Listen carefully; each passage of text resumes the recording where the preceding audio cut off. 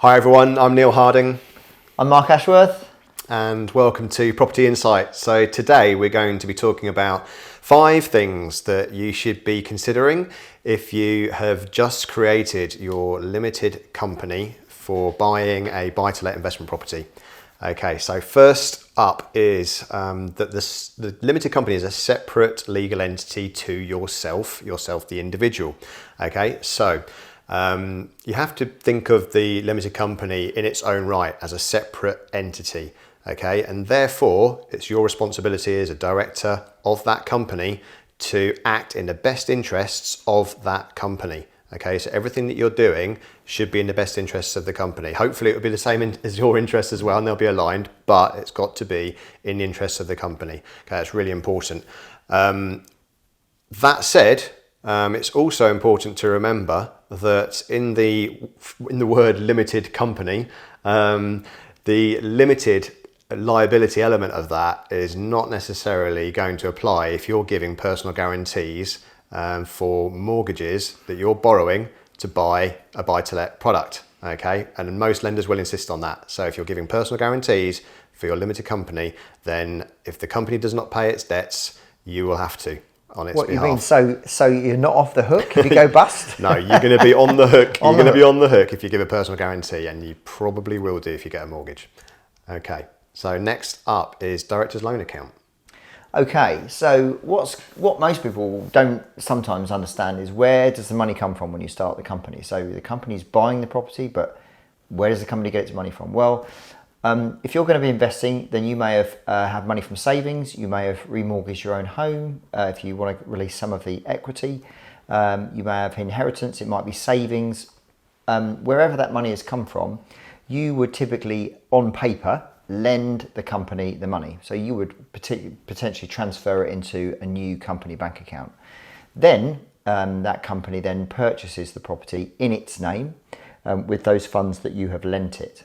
Now, more interestingly, the money that you've actually lent, if you so wished, and you don't have to do this, but you can charge back interest from your company back to yourself on that money that you've lent for the period in which you are lending it.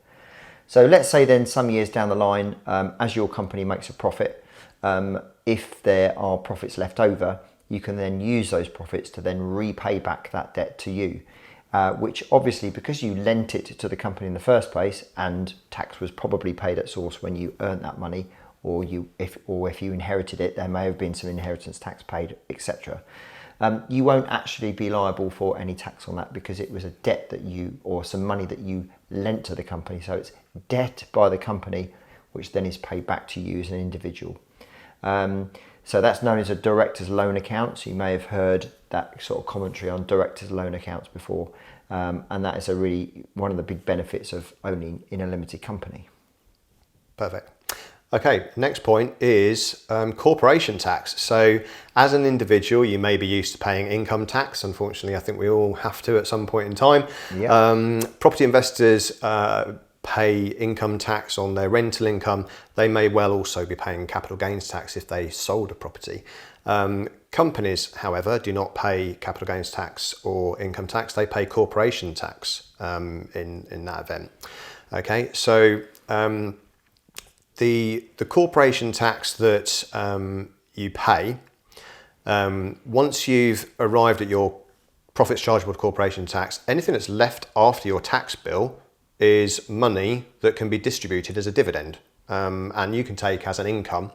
As an owner of the property, as a shareholder, you're entitled to dividend income, and the great thing about that is you can choose when you take that dividend. Okay, so you don't have to take it in the year that those profits have been earned. You can take it in the next year or even 10 years time. So that gives you quite good control over timing of your income and when you take that dividend.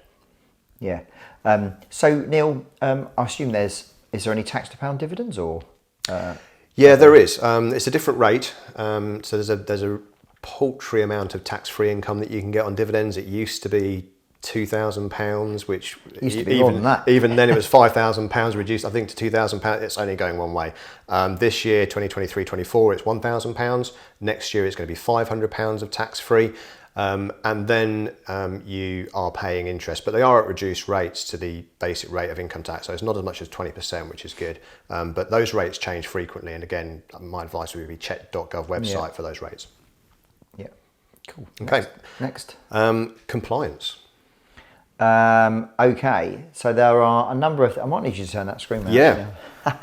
So there are a number of things that you need to do when you are a director of a company, and they are things that make you compliant as a company, as a director.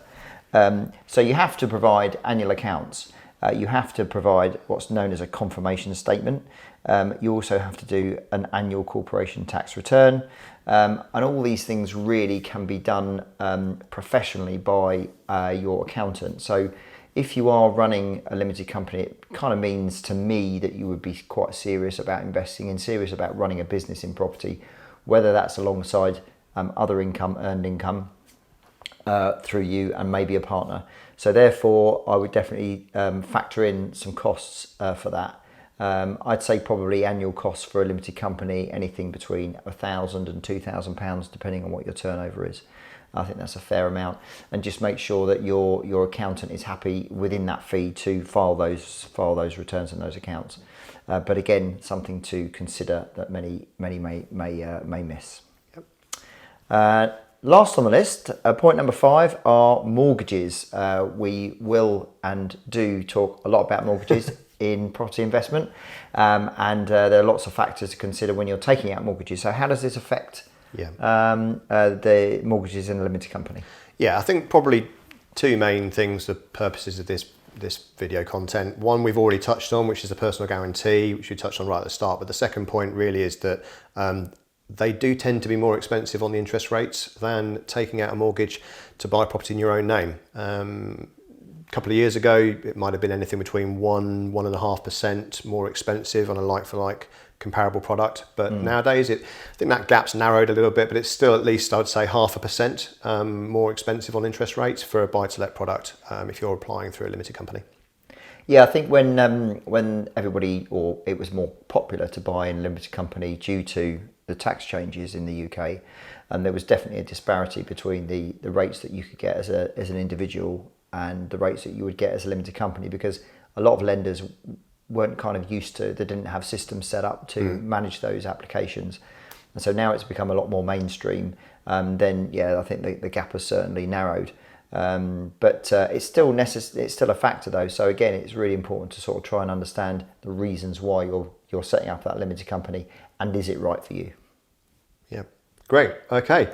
Well, they're the 5 things that we think you should be considering. There are more, of course, but 5 things I think will really help you in your property investing if you've just created a limited company or you're about to. So we hope you found that insightful, and do watch our next content. Thanks for watching. See you on the next one.